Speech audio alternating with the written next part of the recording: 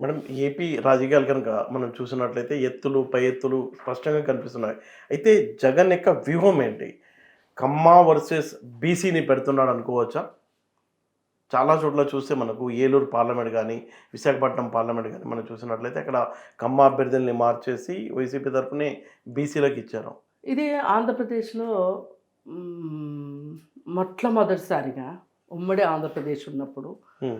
NT Ramarao వచ్చిన తర్వాతనే బీసీలకి ఒక ప్రతిపత్తి కానీ అవును. బీసీ ఆత్మగౌరవం కానీ వచ్చింది.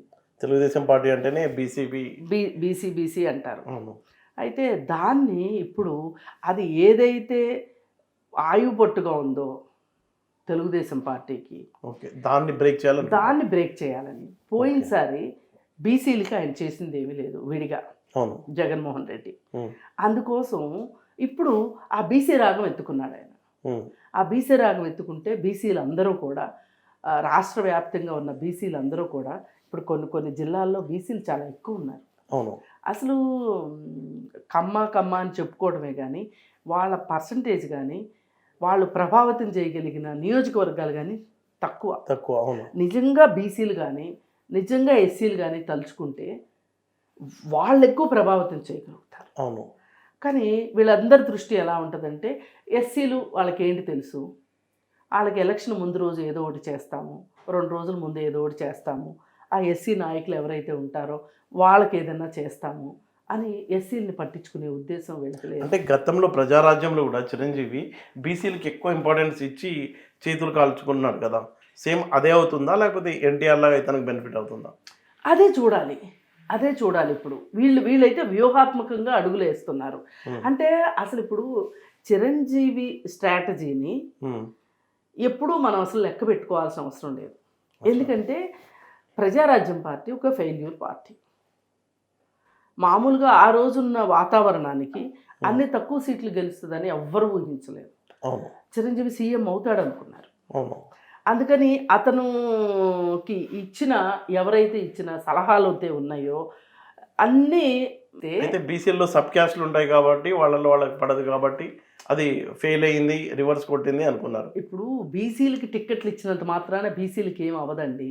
బీసీలకి చేయాల్సింది ఏంటి, వాళ్ళ వృత్తులు ఏవైతే ఉన్నాయో దానికి సంబంధించి వాళ్ళని ఆ బీసీ కార్పొరేషన్లను పెట్టి తద్వారా వాళ్ళ ఆర్థిక ఉన్నతికి పాటుపడితే అది నిజమైన ఆత్మగౌరవం. ఎలక్షన్స్లో సీట్లు ఇచ్చేసి ఎవరికి ఇస్తారు మీరు? సీట్లు ఇస్తే కూడా డబ్బులను వాళ్ళని చూసుకుని ఇస్తారు. బస్సా భార్య కావచ్చు, లేకపోతే ఆయన పక్కన మన ఢిల్లీ కూడా వెళ్ళాడు కదా ఒక ఆయన, ఒక లీడరు, ఆయన కేసుల్లో కూడా ఉన్నాడు, జగన్ కేసుల్లో కూడా ఉన్నాడు అతను, బీసీ అతను. అలాంటి వాళ్ళు డబ్బులున్న వాళ్ళకి ఇస్తే ఏంటి లాభం? సీట్లు ఇస్తే ఏం ఒరుగుతుంది? ఆ ప్రజలను పట్టించుకుంటారు ఆ డబ్బులు ఉన్న వాళ్ళు. మరి ఇప్పుడు వీళ్ళు బీసీలే కదా, ఎవరు బొత్స సత్యనారాయణ కావచ్చు, బొత్స ఝాన్సీ కావచ్చు, వీళ్ళంతా ఆ ఏరియాలో బీసీలు బాగా డెవలప్ అయ్యి ఉండాలి కదా. అందుకోసం అది కాదు కావాల్సింది. ఇప్పుడు బీసీలు అంటే చేతి వృత్తుల వాళ్ళు ఎక్కువ ఉంటారు. అప్పుడే సామాజిక న్యాయం సాధ్యమవుతుంది. అయితే ఆ చేతి వృత్తుల వాళ్ళ అభ్యున్నతికి మీరు ఏం చేశారు?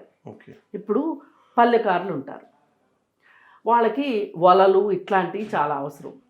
వాళ్ళు సముద్రంలోకి వెళ్ళి మత్స్య సంపదను పట్టుకొస్తారు. వాళ్ళ కోసం మీరు ఏం చేస్తున్నారు? అంటే ఇప్పుడు జగన్ ఎత్తుగడ అనేది చిరంజీవి లాగా ఫెయిల్ అయిద్ది అనుకుంటున్నారా, ఎన్టీ రామారావు లాగా సక్సెస్ అయిద్ది అనుకుంటున్నారా? ఇప్పుడు ఎన్టీ రామారావు సీట్లు ఇచ్చి ఊరుకోలేదండి. అసలు సీట్లు ఇచ్చేటప్పుడు బీసీల గురించి అని పెద్దగా మాట్లాడింది లేదు. ఆయన తర్వాత బీసీల అభ్యున్నతికి ఆయన చేసిన దాన్ని బట్టి ఆయన అలా అనుకున్నారు.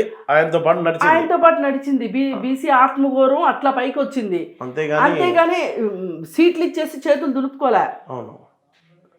ఇప్పుడు పవన్ కళ్యాణ్ చేసినా, చిరంజీవి చేసినా, జగన్మోహన్ రెడ్డి చేసినా, ఎవరు చేసినా ఇప్పుడు బీసీలు వాళ్ళు కూడా ఆలోచించరా 5 సంవత్సరాలు మా గురించి ఏం చేసావు అని? ఇప్పుడు చిరంజీవిలాగా ఈయన ఫెయిల్ అవుతాడా పాస్ అవుతాడా అనే దానికంటే కూడా ఈ 5 ఏళ్ళు ఏం చేశాడనేది కూడా ఒక ప్రశ్నే కదా.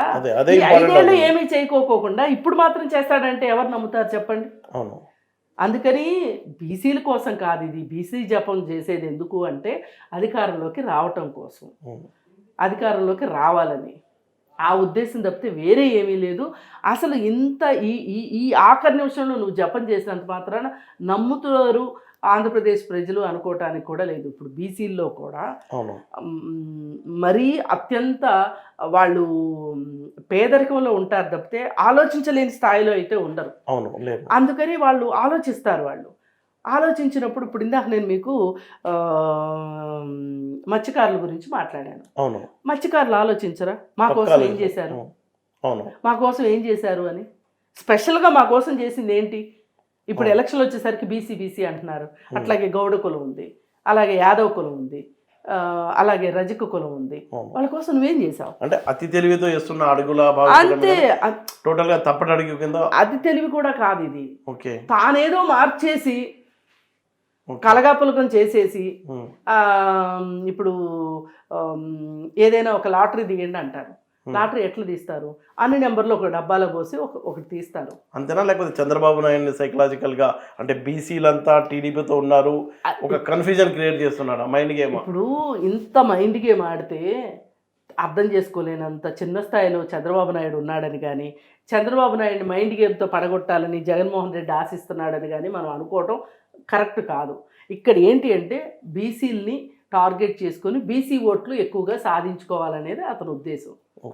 అంతేగాని ఇలా సీట్లు ఇచ్చినంత మాత్రాన ఇక్కడ వాళ్ళని అక్కడ, అక్కడ వాళ్ళని ఇక్కడ మార్చినంత మాత్రాన షఫ్లింగ్ చేస్తున్నాడు ఆయన. నియోజకవర్గాలు మార్చినంత మాత్రాన ఓట్లు పడతాయి అని అయితే నేను అనుకోను. ఎందుకంటే ఎవరు వచ్చినా సరే జగన్మోహన్ రెడ్డి అతి విశ్వాసం ఏంటి అంటే నన్ను చూసి వేస్తారు ఓట్లు, నా నవరత్నాలను చూసి వేస్తారు ఓట్లు అనుకుని ఎవరంటే వాళ్ళని పెట్టేస్తున్నాడు. ఆల్రెడీ గెలిచి ఎంతో కొంత అసలు వాళ్ళు ఎంతో కొంత పని చేసిన వాళ్ళని కూడా తీసేసి వాళ్ళని ఇంకొక చోట తీసుకెళ్ళడం. అంటే ఇన్ఛార్జీలుగా ఇస్తున్నాడు కదా బీసీలని, రేపు పక్కా టికెట్ ఇస్తారనే గ్యారంటీ కూడా లేదు కదా. గ్యారంటీ కూడా లేదు. అసలు ఇది మైండ్ గేమ్ అనుకోవచ్చు. మైండ్ గేమే అంతా. అంటే తను ఏమనుకుంటున్నా అంటే ఇప్పుడు పరిపాలనలో మార్పు తీసుకొచ్చే కన్నా అభ్యర్థుల్లో మార్పు తీసుకురావాలనుకుంటున్నాడు. ప్రజలకు కావాల్సింది అభ్యర్థుల మార్పా, పరిపాలనలో మార్పా? పరిపాలన. ఇదైతే మటుకు ఈ నియోజకవర్గాలు మార్చడం, అభ్యర్థుల్ని తలకిందులు తారుమారులు చేయటాలు, ఇలా ఇప్పుడు సడన్గా బీసీ జపం చేసినట్లు. ఒక అతను ఎవరో చాలా రోజుల తర్వాత ఊరికి వచ్చాడంట, భార్య బిడ్డలను వదిలేసి. ఊరి దగ్గరికి వచ్చాక పరిగెడుతున్నాడంట. ఏంటి పరిగెడుతున్నావు అంటే మా ఆవిడ గుర్తొచ్చింది, మా ఆవిడ పిల్లలు గుర్తొచ్చారు అని. అట్లుంది జగన్. 5 ఏళ్ళు ఏం చేసావు మరి? ఇప్పుడు నీకు అంత భార్య బిడ్డలు కాబట్టి ఉన్నారు అంటే నువ్వు ఊరెందుకు వదిలిపెట్టి వెళ్తావు? ఇన్నాళ్ళు ఏం చేస్తావు? ఊరి దగ్గరికి వచ్చిన తర్వాత ఎందుకు పరిగెడతావు? బీసీ జపం చేస్తావు? అంతే. అంతకంటే వేరేగా చూడడానికి ఏమీ లేదు.